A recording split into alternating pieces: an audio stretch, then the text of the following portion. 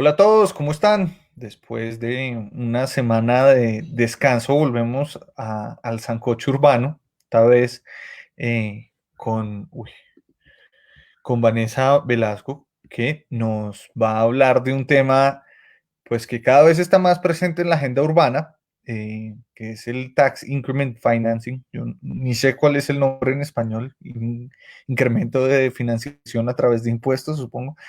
Em, Y pues que, digamos, en otros países ha sido útil, que está cada vez pues más impulsado en Colombia, pero que sigue teniendo pues un debate bastante agitado sobre su conveniencia o no. Y desafortunadamente pues ese debate está marcado a veces por la incomprensión del instrumento. Entonces la idea es hoy avanzar un poquito en que Vanessa nos explique cuáles son los aspectos positivos, cuáles son sus riesgos y algunos ejemplos de cuándo se ha usado bien. Pero antes de meternos de cabeza en eso, pues me gustaría que nos cuentes un poquitico de ti, Vanessa, y cómo acabaste metida en este tema. Bueno, gracias Diego por la invitación, a ti y a tu equipo, muy amables por invitarme. Eh, pues muy de forma general, yo soy especialista urbana para el Banco Mundial. El banco, junto con otros multilaterales, pero en especial el banco ha venido apoyando al gobierno nacional, es decir, Planación Nacional, Ministerio de Vivienda, Ministerio de Hacienda, en un histórico para la creación apoyarlos en esa creación de los instrumentos para la financiación del desarrollo urbano. Entonces, en ese orden de ideas, se empezaron a explorar ya hace bastante tiempo qué tipos de instrumentos podrían ser innovadores o podrían entrar en la discusión de esos nueva línea de instrumentos que pueden entrar a apalancar desarrollo urbano. Ahí empieza la discusión frente al tema del TIF o financiación por impuestos futuros, como queda un poquito customizado. Y también incluso entra en la reflexión sobre el tema de derechos reales de superficie, revisar un poco el tema de los aportes de suelo público en futuras transacciones de APPs para desarrollo inmobiliario. Entonces, un poco esa es la línea que ha venido apoyando el banco y otros multilaterales, incluso el gobierno nacional, y esa es la razón por la que entramos en esta reflexión. En particular, el apoyo ha estado en tres niveles. Hay una primera parte que es todo esto forma parte de un análisis técnico. Una primera parte que fue entender qué es el instrumento, cómo se ha implementado en Estados Unidos principalmente, y luego cuáles serían como los retos y oportunidades para implementarlo en Colombia y ver si el marco legal, digamos, era suficiente y nos daba para esa implementación o qué tipo de estructuras había que hacer. Luego un poquito entender cuáles son los retos que tenemos en el país y en las ciudades principalmente para implementarlas, y esto fue un trabajo conjunto con Planeación Nacional y apoyo al Ministerio de Vivienda y la ciudad de Medellín para escoger un par de pilotos que pudieran darnos como esa opción de poner sobre la mesa esa asistencia técnica y poder ver qué funcionaba y qué no funcionaba. Ahí terminamos trabajando con la ciudad de Medellín en el piloto para el distrito de innovación y un poquito definiendo los pasos de metodología. Y una tercera parte que es un poco más de asistencia técnica también, y es ver cómo después de construir de forma conjunta con el gobierno nacional y Medellín esa posible metodología, entrábamos a explorar asistencia técnica para la construcción de lo que el país derivado del Plan Nacional de Desarrollo entraba como el futuro reglamentario del instrumento. Entonces, un poco esa es la historia de lo que hemos venido apoyando y del por qué termino yo metida en este cuento, no solamente por mi parte, sino un equipo del Banco Washington Colombia que ha estado como apoyando estos temas de interés para el gobierno nacional. Bueno, pero empecemos en lo más elemental. ¿Qué es esa cosa? Porque, pues no te lo digo que solamente los ciudadanos y tal vez la gente que nos está siguiendo en la transmisión no sabe, sino que la gran mayoría de mis colegas en el consejo y una buena parte de los funcionarios del distrito estaban muy enredados en la discusión pues de esta herramienta en el plan de desarrollo porque no entendían qué era. Y un poquito la impresión y lo que lo hacía tan impopular era creer que le iba a subir los impuestos prediales a las personas que, pues a los ciudadanos. Entonces, pues cuéntanos de la manera más sencilla posible qué son los TIFs. Vale, voy a hacer mi mejor esfuerzo para la síntesis de la explicación. Básicamente el TIF lo que hace es, a través de capturar, digámoslo así, de capturar un porcentaje del impuesto predial, que se va a generar como el resultado del desarrollo inmobiliario futuro, es decir, un porcentaje de ese impuesto predial del futuro desarrollo inmobiliario, utilizarlo como un apalancamiento de una emisión de bono. Y esa emisión del bono va a tener una destinación muy precisa para ser utilizado en la construcción de obras de infraestructura del mismo proyecto que está siendo el objeto de ese desarrollo inmobiliario. Es decir, tienes una línea base actual de lo que puedes recoger, llamémoslo así, como impuesto predial. Luego tienes un nuevo desarrollo inmobiliario y de ese nuevo desarrollo inmobiliario determinas un delta o un porcentaje de ese impuesto predial que va a ser utilizado como base para la emisión de un bono. Y esa emisión del bono te va a servir para financiar la infraestructura que vas a necesitar para que se dé ese desarrollo inmobiliario. La ventaja que tiene es que puedes, a través de la emisión, obtener recursos como municipio para justamente financiar esa infraestructura que requieres para ese propio desarrollo inmobiliario. Está pensado para solamente inicialmente proyectos estratégicos y para zonas de renovación, y hay un hecho aquí súper relevante, y es que no es que van a haber nuevos impuestos, es que la ciudad, dentro de esa posibilidad que tiene de cobro del predial, decide utilizar un porcentaje de ese predial que va a cobrar como parte de la base que tiene para apalancar ese bono. Pero no significa un nuevo impuesto, no significa un aumento en la tarifa, significa es una decisión de ciudad por tomar ese delta y utilizarlo para apalancar esa emisión de bono. A ver, yo trato de poner un ejemplo a ver si lo explico bien y ayudamos a que la gente que nos está viendo entienda. Pero, por ejemplo, proyectos como los trenes regionales que está proponiendo la alcaldesa. Hoy en día, pues muchas de esas zonas vecinas son lotes y pues si hubiera un tren el día de mañana, y pagan impuestos como lotes. Si hubiera un tren el día de mañana, es posible considerar que hubiera desarrollos urbanos ahí que pagarían un predial más alto que los lotes.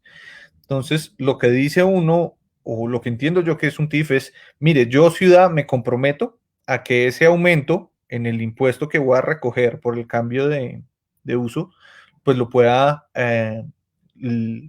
se lo prometo para que usted me preste plata desde el comienzo para hacer lo prometo para sacar los bonos, para financiar el tren que me va a permitir tener esos mayores desarrollos. Es algo así. Justo, pero entonces ahí hay dos precisiones que hay que hacer. No significa que sea un aumento del predial, a la tarifa del predial, sino simplemente es una destinación de ciudad que dice, yo destino esta porción que voy a recibir de este predial futuro de ese nuevo desarrollo inmobiliario a una cuenta especial que va a ser la que me va a permitir apalancar esa emisión de ese bono. Y hay un tema muy preciso, por lo menos digamos que estaba dentro de las líneas que tenía el gobierno nacional, y era que se utilizara para la financiación de la infraestructura urbana que se requiere para que se pueda detonar ese proyecto de desarrollo urbano o ese proyecto de renovación. Ahora, aquí había como un tema muy importante y es en qué se va a destinar y cómo se determina ese porcentaje que se va a hacer la definición de ese delta. Entonces, para eso, para la segunda parte de la destinación es muy importante, por lo menos para lo que hicimos en el piloto y en lo que hemos trabajado, poder determinar cuáles son los costos reales que se van a necesitar, y es decir, cuál es la infraestructura real que se va a necesitar, tanto matriz, es decir, esa infraestructura de ciudad, acueducto, alcantarillado, sistema eléctrico, que se va a necesitar para detonar ese desarrollo urbano, pero adicionalmente, cuáles son las fuentes que puede tener en este momento esa infraestructura, porque el objeto nunca es financiar dos veces esa infraestructura, sino encontrar el gap, aquella infraestructura que no está financiada por ninguna otra fuente y que por la cual si no se desarrolla esa infraestructura, pues no se puede adelantar ese desarrollo urbano. Ese es un primer tema, no es para cualquier financiación y tiene una destinación que debe ser definida y específica. Y el otro tema es la definición del delta, porque no es decir que se va a tomar la totalidad del predial y por cuánto tiempo. Eso tiene que tener unas modelaciones precisas que te determinan por cuánto tiempo se va a hacer el análisis, es decir, por cuánto tiempo se va a apalancar ese delta para la emisión, y lo otro es cuál es el porcentaje del predial que se debe tomar. No hay una fórmula, no hay una regla explícita, porque eso va a depender de varios temas, de la capacidad real del mercado inmobiliario para desarrollar esos metros cuadrados, pero también va a depender un poco de la decisión que se pueda tomar al interior de la ciudad para decir si es que voy a tomar el 25% del total de ese predial futuro para destinarlo en la emisión, o el 50 o el 70. Lo que normalmente y se hace, y lo que hicimos en el caso del piloto para Medellín, fue hacer unos ejercicios de escenarios de emisión para que la ciudad pudiera tomar el mejor destino, digamos el mejor camino para decidir cuál era el mejor porcentaje. Bueno, y ya pasamos a lo del piloto y un poquito que se ha hecho con esto a nivel internacional, pero otra vez, y este punto es muy importante en la discusión política, es eso se puede, digamos, esos bonos se pueden usar para financiar solamente la inversión o también la operación de esta infraestructura. Esa es una pregunta bastante interesante, porque normalmente en los casos internacionales, realmente la aplicación en Estados Unidos ha sido probablemente no hay una destinación específica, y en algunos casos también se ha permitido probablemente para operación. En el caso colombiano, por lo menos, digamos, las aproximaciones que tuvimos con el gobierno y la asistencia técnica nos fue llevando a dos temas fundamentales. A que sí se debe definir una destinación precisa, y esa destinación precisa tiene que estar asociada a infraestructura urbana, es decir, esos bonos tienen que estar destinados a financiar la estructura urbana del proyecto de renovación que origina ese delta del predial. O sea, no es que lo vayas a utilizar inicialmente, no lo vas a utilizar, generas en un punto y lo utilizas en otro, no. Finalmente se utiliza, es para financiar esa destinación de infraestructura que requieres en sitio. Y el otro tema es la precisión, si va a la operación, al CAPEX o al OPEX, si va a la infraestructura o a la operación de los sistemas de transporte. Y ahí hay y esto es un tema de interpretación, por supuesto, más del gobierno nacional y de la línea que establece planeación nacional, y entender un poco cómo su proceder, y es, si bien se puede permitir para la posible financiación de sistemas de transporte, el artículo que establece la definición del TIF dentro del Plan Nacional de Desarrollo sí precisa que es para infraestructura urbana. Entonces, en ese orden de ideas, el reglamentario que está adelantando el gobierno nacional y que está en borrador y que esperemos que salga un poco pronto para tener un poquito más las reglas claras, sí precisa que es para la infraestructura urbana. Entonces, probablemente puede financiar infraestructura urbana del sistema de transporte, pero es difícil, casi muy poco probable, que financie temas de operación en un primer orden. Es que te cuento, pues, cómo fue la discusión en el Consejo. En el borrador inicial del plan de desarrollo había una propuesta para usar TIF para la financiación de transporte público. Y en la discusión, alguien, pues, malinterpretó eso y no supo explicar bien si eso era solo para infraestructura o era para el FED, que es el fondo de donde se saca plata para pagar por la financiación del transporte público en Bogotá. Y eso generó un malentendido que entró todo el mundo en pánico y tumbaron el artículo. Entonces, pues esa definición, esa claridad es muy importante. Si lo hubiéramos tenido los concejales, seguramente pues ese artículo hubiera pasado. Pero me gustaría que nos cuentes un poquito de los proyectos donde esta herramienta ha sido exitosa a nivel internacional y del piloto en Medellín, como para ver de verdad eso cómo se puede aterrizar, porque sigue siendo bastante complejo para la mayoría de nosotros entender eso, como, pues, qué beneficios trae en la vida real y cómo puede pasar. Vale, gracias, Diego. Pues lo primero, yo creo que frente a lo que señalas del caso en Bogotá, lo importante es que evidentemente hay una interpretación y una línea que da el Gobierno Nacional, Planeación Nacional frente al tema, y creería prudente que en ese orden de ideas esa discusión precisa, de ser necesario, se pudiera, digamos, que incorporar a la entidad nacional en esto. Ahora, lo que sí es cierto es que dentro del análisis técnico que trabajamos, y me voy a referir primero al piloto y luego me devuelvo a los casos, al caso internacional que me gustaría traer, es que sí es necesario para infraestructura urbana. Y aquí viene un poco el tema de por qué entra el instrumento. Lo primero es que hay que precisar que de las cosas que identificamos en el análisis con el equipo de consultores, porque esto ha tenido una historia larga y bonita de mucha gente que ha estado detrás como pensando el tema, es que no es para todas las ciudades, no es para todos los proyectos y sí requiere de precisiones muy claras. Me explico. Tiene que haber un catastro actualizado que nos dé las cuentas reales de los valores de predios y los valores de los inmuebles ciertos. Tiene que tener una capacidad institucional y financiera el municipio de forma relevante e importante y que haya tenido un historial de implementación de este tipo de algunos instrumentos de gestión y financiación. Tiene que tener una capacidad de recaudo con vigencia anual más o menos que esté alrededor como mínimo del 60% del total de las unidades inmobiliarias. O sea, hay unos requisitos, a lo que hoy es que hay unos requisitos muy precisos para el tema. Y el otro tema que era muy importante para el análisis es que tiene que estar en el marco de un proyecto estratégico, que esté definido ya sea en el marco del plan de ordenamiento territorial y que esté de alguna forma esbozado dentro del plan de desarrollo municipal.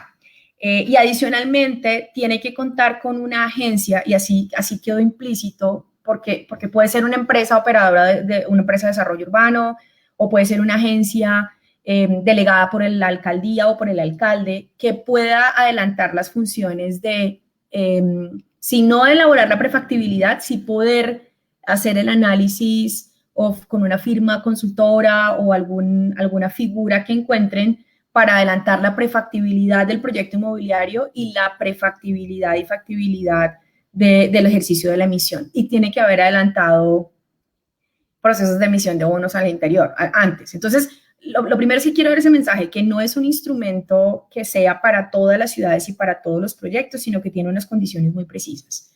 Lo segundo es que no es un instrumento que se esté pensando como un instrumento único que entra en financiar toda la infraestructura, sino que es un instrumento complementario, cuyo fin último es financiar ese gap que no puede ser cubierto por otras fuentes de financiación que ya existan en el municipio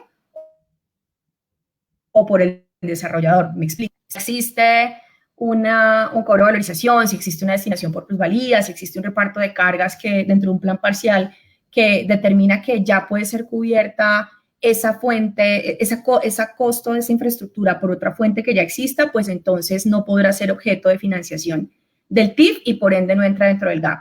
Y ese fue uno de los temas, digamos que dentro del piloto que adelantamos con la alcaldía de Medellín, fue interesante porque fue encontrar qué es el GAP que realmente se financia y realmente que no tiene otras fuentes, tanto de instrumentos de gestión o financiación que tenga la ciudad como de desarrollador.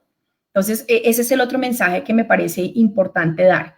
Y el otro tema es que una de las discusiones que tuvimos, y yo sé que en Bogotá, pues estamos hablando de que es la ciudad que lo tiene probablemente toda la estructura mucho más desarrollada para avanzar hacia estos instrumentos, es que tiene que contar con un ente gestor o una entidad administrativa que pueda tener las funciones de garantizar o, digamos, esta estructura, el desarrollo de este proyecto inmobiliario, que es la base de la emisión a largo plazo. Es decir, porque, digamos, en los casos normalmente los TIF van de 15 a 20 años, hay emisiones que son menores, pero en la práctica de los que hemos estudiado un poquito más exitosos, más o menos están entre los 15 y 20 años digamos, de soporte para la emisión. Entonces, eso hace que deba existir una figura de una empresa de desarrollo, un ente gestor que sí garantice que ese proyecto se pueda ejecutar a lo largo del tiempo. Y en ese orden de ideas, pues es también muy relevante contar con esa agencia o ese ente gestor que garantice la ejecución del proyecto. No necesariamente que lo construya y lo desarrolle, pero sí garantice la ejecución del proyecto. Entonces, lo primero y lo último es ese mensaje que sí me parece importante darlo y es que no es un instrumento ni de obligatorio desarrollo y que es de carácter complementario a otros instrumentos que se deberá utilizar, digamos, en el deber ser, cuando los otros instrumentos no puedan financiar la infraestructura que se deba necesitar para el desarrollo urbano, en particular en áreas de renovación y consolidación. Ok, pero entonces cuéntanos un poquito de las experiencias que han habido alrededor de esto y pues para qué ha sido útil. Vale. Normalmente, entonces, digamos que lo que encontramos como, y me referiría un poquito más al caso del waterfront en Washington, que es como la experiencia que hemos visto más efectiva y como la de más reciente y plazo y ha sido exitosa. Entonces, por un lado, es poder identificar que como instrumento fue efectivo para la financiación de parte del frente del río a través del desarrollo específico de un distrito que se determinó como parte de todo el proyecto del frente del río en Washington. Este ejercicio tuvo dos condiciones interesantes. La primera es que contaba con suelo público en un porcentaje para el desarrollo inmobiliario, pero también involucró un porcentaje de suelo privado casi en una proporción de 60-40, lo que obligó a tener figuras de gestión del suelo para poder producir ese proyecto inmobiliario que, de acuerdo a las etapas que se determinaron, podría generar parte de la emisión. Lo segundo es que no fue un instrumento único para el desarrollo del proyecto, sino que se cruzó con otro tipo de instrumentos. Existió una figura de alianza público-privada para el desarrollo de una parte del proyecto de infraestructura de acueducto de alcantarillado para parte del proyecto inmobiliario, y adicionalmente también se tenía otros instrumentos previos que también ayudaron a dar como ese cierre de proyecto que tenía que ver con las figuras de pago por desarrollo. Entonces es pagar por adelantado el desarrollo, no las cargas, pero sí el pago por el desarrollo a través del desarrollo de parte de la infraestructura para el proyecto de renovación. Ese es un primer tema. Lo segundo es que el segundo tema importante que vino acá es que tenía una estructura de proyecto que permitía no solamente entender el desarrollo de la pieza solamente que daba el origen de metros cuadrados para apalancar la emisión, sino que tenía una estructura de proyecto integral. Entonces, en ese orden de ideas se podía permitir la vinculación de varias piezas de desarrollo urbano, de varios lotes, llamémoslo así, y varios desarrolladores, pero a la vez también se podría cruzar en esa estructura de proyecto las diversas fuentes que entraban para poder apalancar todo el desarrollo urbano.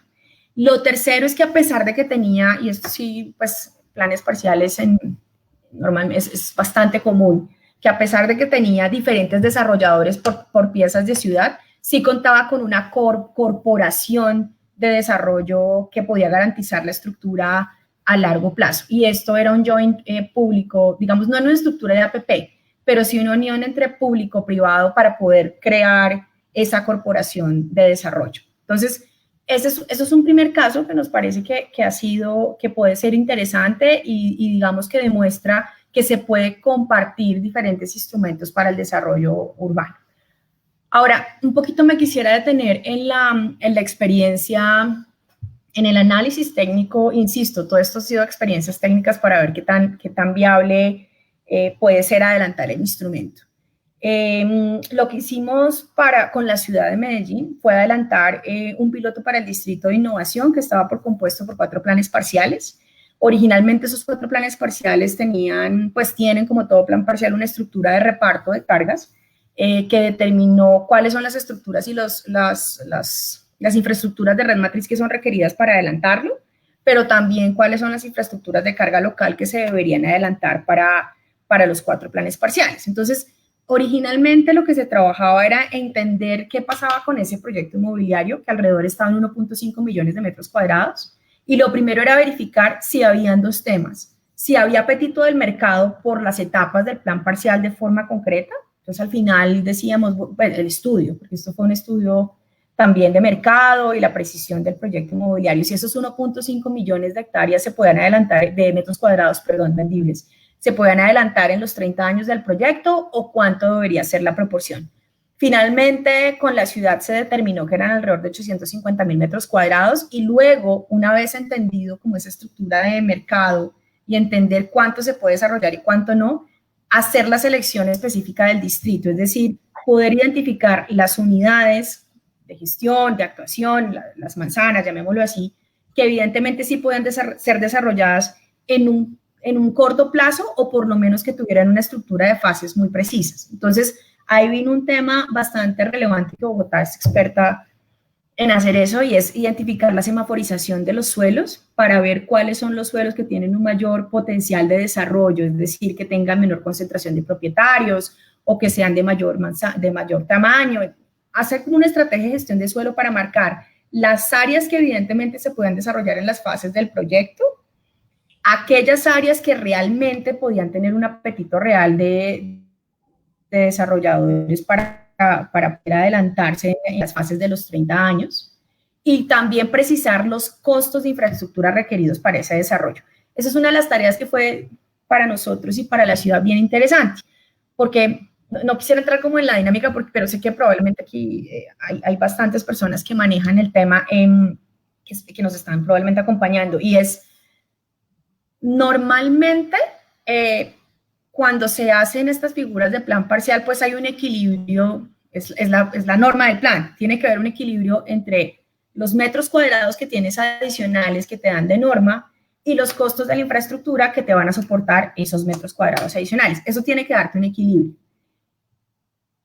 Probablemente en la adopción del plan te da, pero cuando ya lo vas a bajar a una estructura para ejecución, muchas veces es necesario adelantar porque esto va a responder más por dinámicas de mercado. Entonces ya no adelantas una unidad de forma independiente, sino puedes adelantar 2, 3 unidades de forma conjunta, o adelantar una o adelantar 2. Entonces, esa realidad entre lo que está definido en el reparto de forma general, que por supuesto Bogotá tiene unos ejercicios muy rigurosos, pero bajarlo a la realidad de cómo se construye. En el análisis que hicimos para el piloto, no quiere decir que esto sea una constante en todos los proyectos, pero en el análisis que se hizo para el piloto, pues demandaba unos costos de redes de acueducto, alcantarillado y de electricidad que eran superiores a los que estaban en el reparto.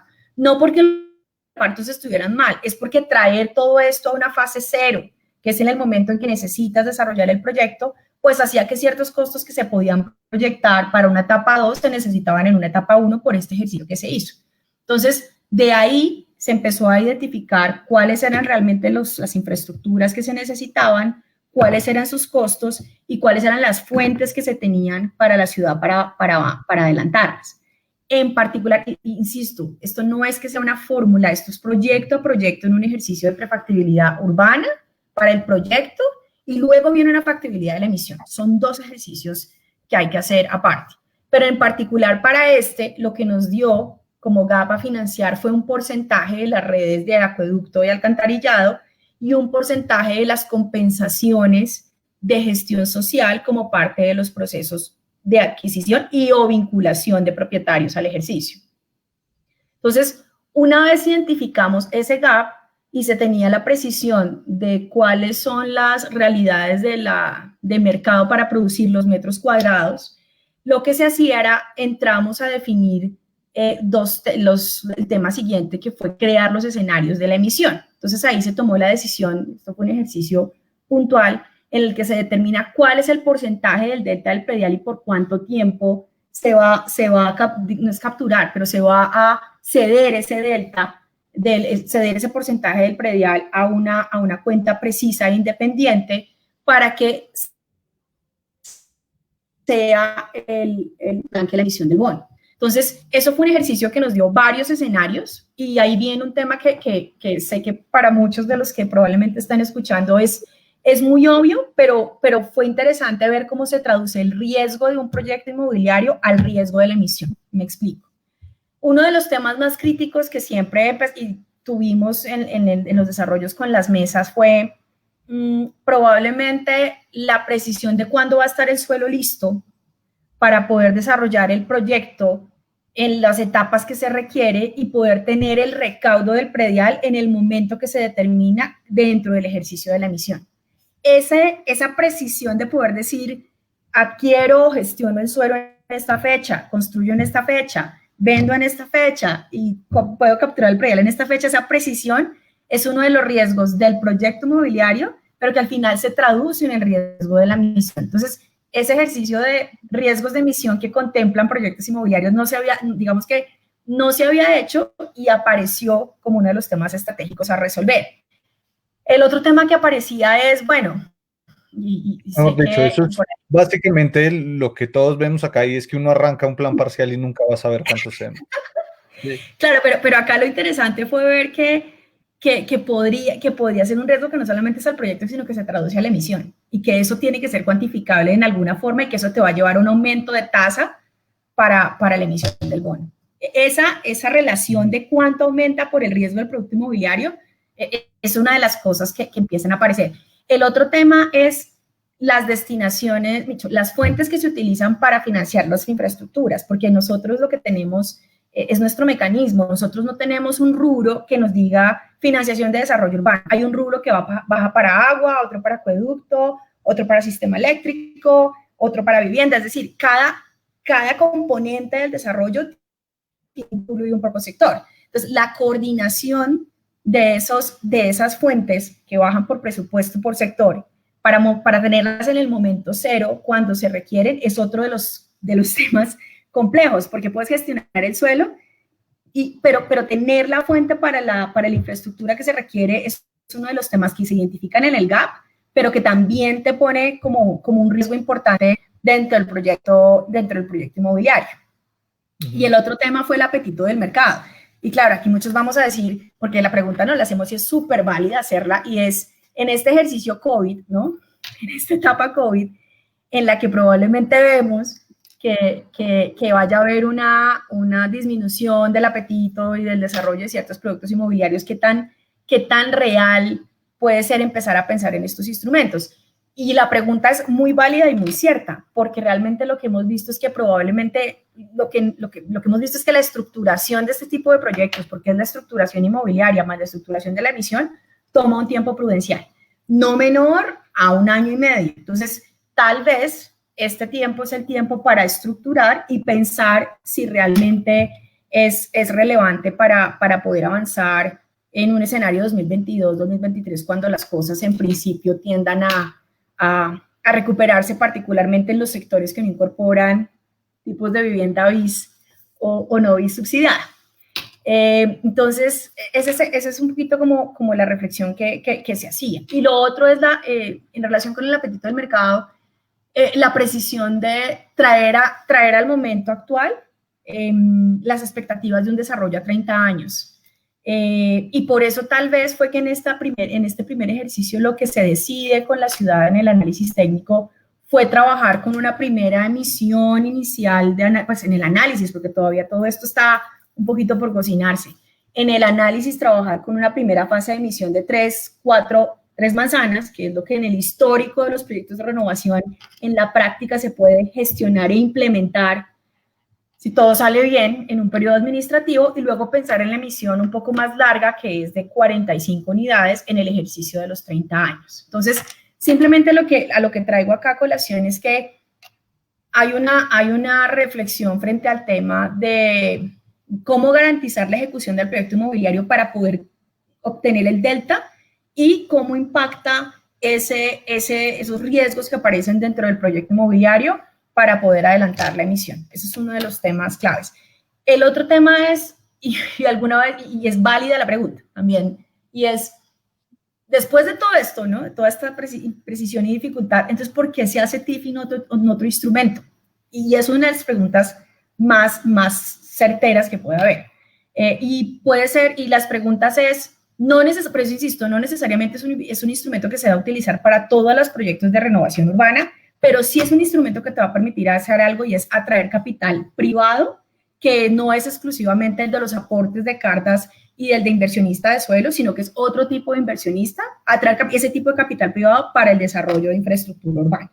Ese es un primer tema. Y lo otro es que sí te va a permitir la destinación en sitio para la ejecución de la infraestructura que tú identificas o que la ciudad identifica que es la necesaria para poder detonar ese proyecto de renovación. Es decir, no tiene una destinación que te va a decir general para vivienda, general para vía, no, te va a decir para que tú detones este proyecto puntual, esta destinación es específica para la vía tal, para el espacio público tal, o por la compensación de gestión de suelo para tales y tales unidades. Entonces, también te brinda esa posibilidad de la destinación de forma más precisa. Ok, pero entonces, bueno, dos preguntas. La primera es, entonces, no es solamente para infraestructura de transporte público que sirve esto, acá los ejemplos que nos acabaste de dar es, pues si te entendí bien, para servicios públicos, una buena parte en Medellín y en Washington entiendo que pues, son vías y espacio público y otras cosas que son como la contrapartida que tendría que poner la ciudad para desarrollar estos proyectos. ¿Sí? Justo, justo. Y no necesariamente incluso infraestructura de servicios públicos. Se ha utilizado para equipamiento, se ha utilizado para otro tipo, incluso para acciones también de desarrollo privado. Ahora, por eso sí quisiera hacer el énfasis, porque uno de los temas más críticos que tuvimos, más críticos no, digamos que nos llevó más la precisión del análisis y al gobierno nacional, me parece importante extraer eso a colación, es pensar en cuáles son los aspectos de infraestructura que sí realmente van a necesitar financiación. Esto no tiene como objetivo plantear la financiación para el desarrollo y el marco que tenemos nosotros, que es muy preciso frente a lo que debe pagar y desarrollar un privado. Aquí es un poco más preciso frente a la infraestructura urbana, que va de la mano, es un poquito más de la red matriz, o los aspectos de gestión de suelo, no quisiera hablar de la palabra adquisición, de gestión de suelo para poder involucrar el suelo requerido para adelantar ese proyecto inmobiliario. Eso no quiere decir que no se utilice para transporte, pero es con una destinación, digamos, dentro de lo que queda en el análisis técnico, hay que ver qué pasa en los decretos finales, pero lo que queda, hasta donde llegamos, fue como un poquito el análisis de la infraestructura urbana para el desarrollo. Ok, y lo otro es el vínculo de esto con la renovación urbana. Eso no me queda del todo claro, porque en principio uno podría usar un TIF en una zona de desarrollo, ¿no? ¿Por qué? ¿Cuál es digamos, la conexión entre los TIFs y la renovación urbana? Vale, originalmente no hay una vinculación, en el instrumento, en el histórico de aplicación, no hay una vinculación con tratamiento.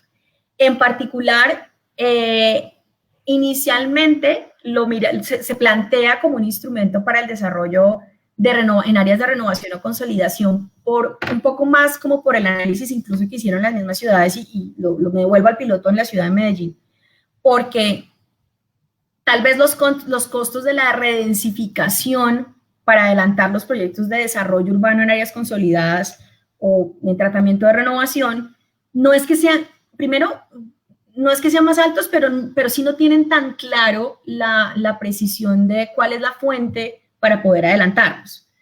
Me explico, en desarrollo probablemente sí, evidentemente van a haber unos gap a financiar, pero en principio a través de los fondos de servicios públicos, o a través de cargas generales, o a través de los repartos, de alguna forma se aproxima. Ahora, ese fue el inicio. El resultado que queda en la definición de proyectos estratégicos. Uh-huh. Okay. Sin hablar, no me quiero detener al tratamiento, pero sí es al proyecto estratégico de desarrollo urbano. Okay. Porque eso es una de las cosas importantes, como eliminarla, más que eliminar, precisar el tema del tratamiento. Y de hecho esa discusión vino de una mesa que tuvimos con Bogotá interesante frente al tema de, hombre, probablemente no es relevante hablar exclusivamente del tratamiento, ni hablar exclusivamente de un proyecto asociado a un instrumento tan fijo como un plan parcial, sino a proyectos estratégicos. Y en ese orden de ideas es válido, incluso porque los proyectos estratégicos que tenemos, pues ya sabemos que van asociados a desarrollos orientados al transporte, probablemente temas de desarrollo de espacio público. Entonces, hay una apertura hacia proyectos estratégicos que lo determina realmente es la ciudad. Bueno, María Isabel, no sé si tenemos preguntas. Alguien pregunta, ¿quién paga el crédito o los bonos?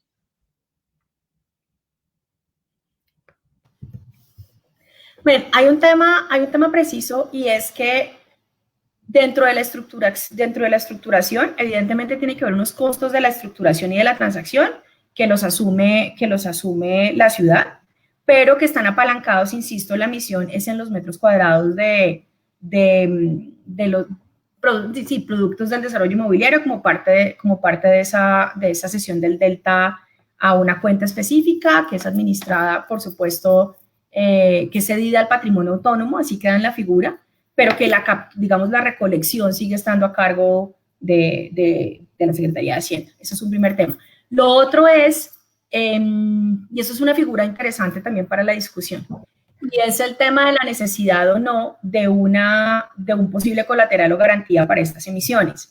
Porque uno de los ejercicios iniciales, de las premisas iniciales, es que esta estructura estuviera fuera of balance, es decir, que no formara parte del balance, sí, de la estructura de presupuesto de los municipios. Pero por ser las primeras, probablemente, no es un hecho real, pero probablemente por ser unas primeras emisiones, sí van a requerir de algún tipo de colateral o garantía para la emisión. Ahora, esas garantías, pues probablemente las puede adquirir la ciudad como ha adquirido garantías para otras emisiones en el mercado, o puede apalancarlas también incluso en otro tipo de tributos que tenga la misma ciudad. Me explico, no está definido, pero incluso se conversó en estos ejercicios de análisis técnicos si podía ser, por ejemplo, una parte del ICA o podría ser incluso activos de un SPV que pudieran soportar esa garantía. Entonces, ese es el otro tema que viene atrás y que sí, evidentemente, para la primera emisión se va a requerir. Y la garantía, por supuesto, tiene que estar amparada por algún activo o por alguna fuente que es de origen municipal. De ser requerida, porque no es una obligación, pero probablemente puede pasar en el primer ejercicio en la primera emisión que se desarrolle. Ven, yo voy a tratar de contestar la pregunta de la forma más elemental posible y tú me dices si es en lo correcto o no, si estoy en lo correcto o no. A mí, mejor dicho, yo trabajo en el consejo. En el consejo hay un fondo de empleados, ¿sí? Y en el fondo de empleados le puede dar a uno un crédito y le va cobrando todos los meses del salario, ¿sí? Un poco, acá sería lo mismo, la ciudad pide, pues sí, entre comillas, un préstamo, pero es una plata para hacer esta infraestructura y va pagando a partir del predial. La lógica es que como esa inversión va a generar un valor predial mucho más grande, pues la ciudad también sale ganando. No es solamente la infraestructura que gana, sino que gana un mayor valor en la recolección del predial. ¿Sí? Sí, muy bien. Sí, bueno. es una explicación básica, pero sí, es eso. Sino que yo me detuve al tema de la garantía, pues porque tampoco tiene sus bondades, pero en esta primera emisión probablemente, insisto, requerirá de este ejercicio. Una pregunta, ¿por qué es el énfasis en la diferencia de que son bonos y no préstamos? Porque en el préstamo tú estarías teniendo, primero que finalmente el préstamo no está amparado en una precisión como digamos, el recaudo del predial. Lo otro es que estarías haciendo una tasa, es completamente diferente porque estás obteniendo un crédito por el total de la infraestructura. Aquí lo que estás haciendo es emitir un bono amparado en un activo que para ti va a ser ese recaudo, más que amparado en el activo, amparado en el recaudo del predial futuro. Es decir, no es que tú dejes de cobrar el predial, lo sigues cobrando, sino que haces una cesión para poder hacer la emisión del bono. No es un crédito como tal, no es un préstamo que realizas. Ok. Marisabel, ¿tenemos más? Si no, yo sigo acá. Sí, hay otra. Dice, los casos del desarrollo de los TIF se han dado en grandes ciudades a nivel mundial. ¿Qué se necesita para que esta se pueda hacer en ciudades colombianas intermedias? Bueno, esa es una pregunta buena y es finalmente un poquito como lo que señalaba ahora, y es lo primero, tener un catastro robusto, actualizado, y cuando hablamos de robusto es que tenga una capacidad de recaudo, digamos que hablábamos incluso de vigencia anual que estuviera sobre el orden del 60% del total de los inmuebles que puede recaudar, es decir, que su base de recaudo, que la base recaudada fuera alrededor del 60%. ¿Eso qué quiere decir? Que el total de predios, el 60% paga impuesto predial. Sí, puedan recaudar. Y vino una discusión súper interesante con la planeación y demás, y era si es un tema vigencia anual o es cartera que traigo vencida, ¿no? Entonces un poco fue como la decisión de que fuera vigencia anual.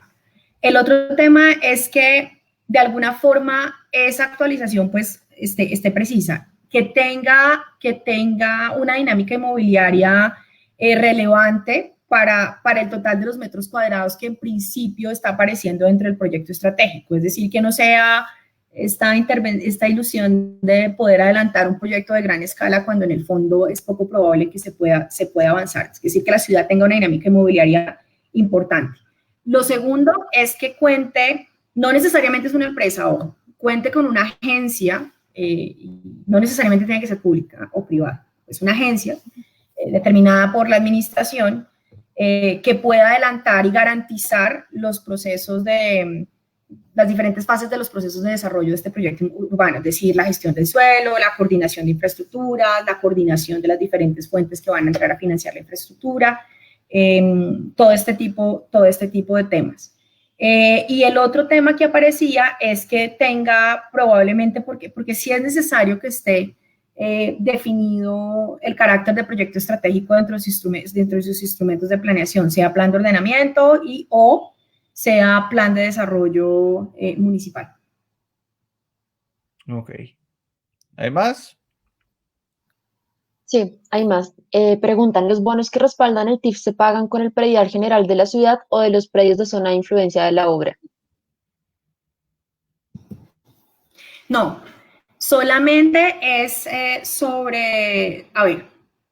para el caso de la destinación del distrito TIF, en el piloto que hicimos, voy a hablar del piloto, solamente está calculado con el predial que se produce dentro del proyecto inmobiliario de la zona, pero eso no excluye que hay casos en los que más avanzados y se han hecho en Estados Unidos que también pueden ser amparados con un porcentaje del desarrollo del predial de otra zona que se dé en la ciudad, que termina financiando o siendo el colateral de la emisión que se produzca en el distrito. Son un poquito más complejos, pero en particular me refiero al piloto que hicimos, que ayudábamos a adelantar con la ciudad, y fue sobre el mismo proyecto inmobiliario que es el objeto del desarrollo. Que es la vanguardia de esto es en Estados Unidos. Sí, Okay. En Estados Unidos. En Estados Unidos está la figura que te puede apalancar uno y otro, pero en particular para el piloto, porque un poco la recomendación también fue que como son escenarios que pueden ser un ejercicio, un primer instrumento y puede ser un poco más complejo, ser muy preciso en la definición del distrito y ser muy preciso del monto que se va a ceder. Ok, ¿hay más? Sí, también pregunta, ¿por qué el TIF se ata a impuestos territoriales, por qué no a los impuestos del orden nacional? Porque en el fondo es por el ejercicio porque en el fondo, a ver, voy por partes. No necesariamente el predial es el único tributo que se puede adelantar, que se puede utilizar para la emisión de un TIF. En Estados Unidos, insisto, se han utilizado impuestos de industria hotelera, impuestos de venta, otro tipo de impuestos. Incluso también vimos un caso de algo similar a una sobretasa a la gasolina. Es decir, podrían utilizarse otros instrumentos, pero en particular, para el caso colombiano, para estos primeros ejercicios, sí se tiene en cuenta el impuesto predial, porque es el impuesto que te puede garantizar una claridad en que vas a tener un recaudo constante y en que es el resultado de un hecho concreto que puedes medir, que son los metros cuadrados vendibles que puedes tener durante una vigencia específica de tiempo. Entonces, es por esa precisión de que el impuesto sí te va a garantizar, digamos, ese tema de forma más precisa. Lo otro es porque en el marco, y me refiero al caso colombiano, porque insisto, existen otros instrumentos, otros tributos que pueden ser utilizados, pero en particular para este primer ejercicio aparece el tema del predial. Entonces, lo otro es por la relación de la infraestructura que es de carácter local.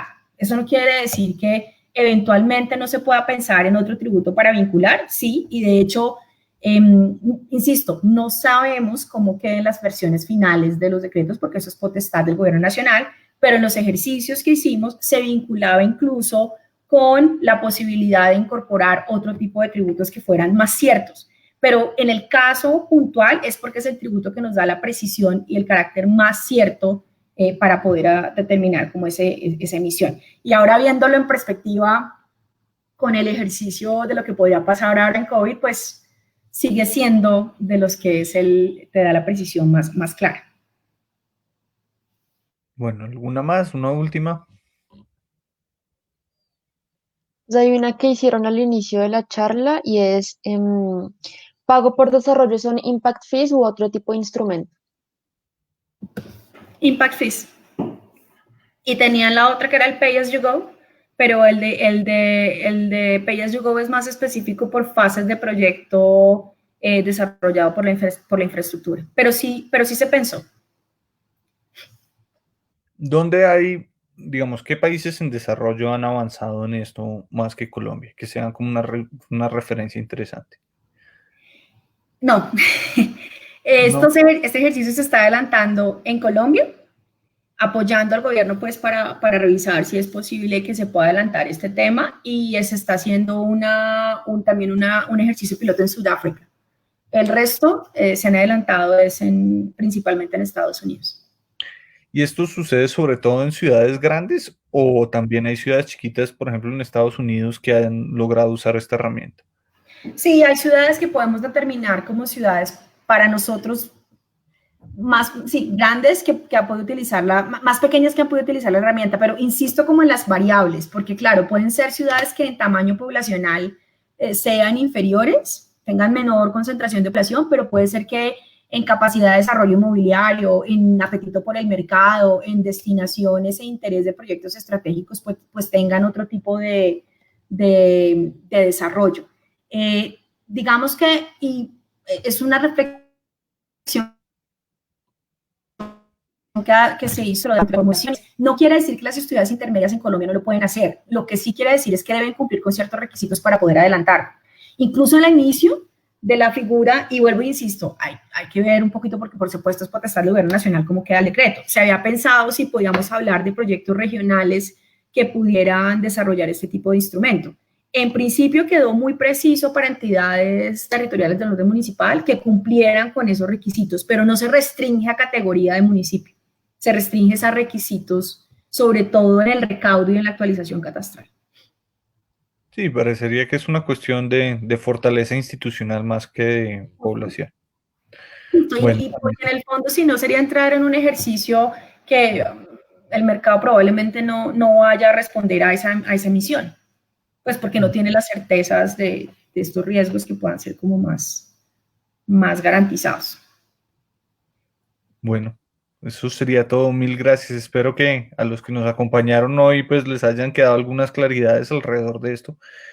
Y pues también como que tomemos conciencia que aunque pues es una herramienta nueva, pues por lo menos hay que debatirla con las debilidades y fortalezas reales y no a partir pues de una oposición simplemente usar nuevas herramientas de financiación del desarrollo urbano, que a veces, pues sí, a veces el desconocimiento se mezcla con miedo, desafortunadamente. Entonces, pues mil gracias por acompañarnos, Vanessa. No sé si quieras decir algo antes de despedirte. No, Diego, a ti muchas gracias por el espacio y a tu equipo y simplemente enfatizar que es la posibilidad de debatir un instrumento que no es el único instrumento y que como todos los instrumentos tiene sus pros y contras en la implementación, pero que probablemente nos abre el espacio para detonar, tener una herramienta más, llamémoslo así, para detonar estos proyectos de desarrollo urbano o de proyectos estratégicos de ciudad que puedan ser relevantes y que requieran como otra fuente adicional a las que ya tenemos. Bueno, muchas gracias y hasta pronto. Gracias a todos los que nos acompañaron. Chao.